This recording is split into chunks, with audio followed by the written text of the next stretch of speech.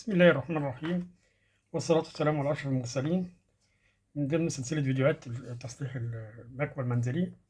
دلوقتي الحمد لله رب العالمين احنا رجعنا. احنا شرحنا سابق، قلنا الطرفين 220 بتوع الكابل.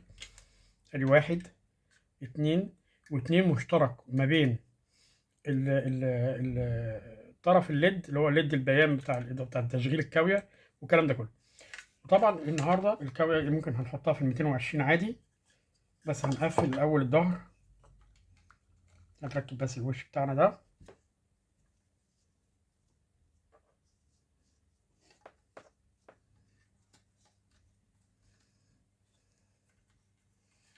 نركب الكابل كده طبعا عشان لو حد شد من هنا ولا حاجه ما يحصلش مشكله. وهنركب المسمار بتاعنا، عفوا،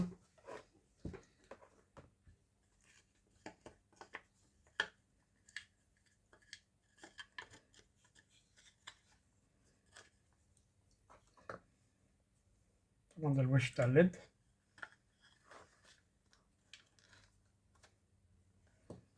طبعا معلش انا بعمل فيديو، انا طبعا قبل ما بخش الفيديو باكد على شغلي.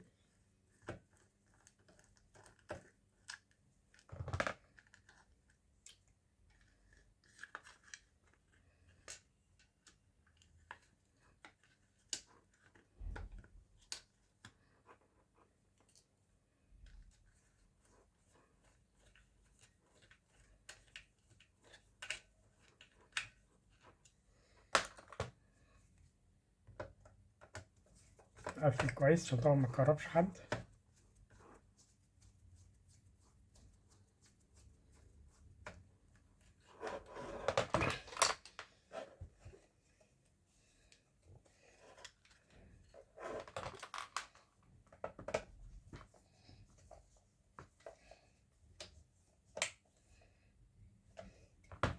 تمام.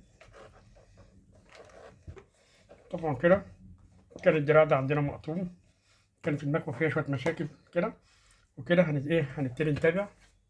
هنقلل بس الاضاءه عشان نشوف الليد، واهو كده الحمد لله الدراع بتاعنا اشتغل. وادي الفصل، تشغيل، فصل، تشغيل، وكده الكاوية بتاعتنا تبتدي تشتغل. وكده الحمد لله رب العالمين الفيديو بتاعنا تم، واتمنى اكون استفدتوا. وان شاء الله اللي عايز يوصل لمراحل الصيانه وضبط الاوتوماتيك، طبعا بنفكر حضراتكم ان في هنا مسمار جانبي. المسمار الجانبي ده تلفه شمال او تلفه يمين مع لمبه البيان كده، هتبتدي اللمبه تتظبط معاك على واحد هنا واثنين وثلاثه واربعه وهكذا.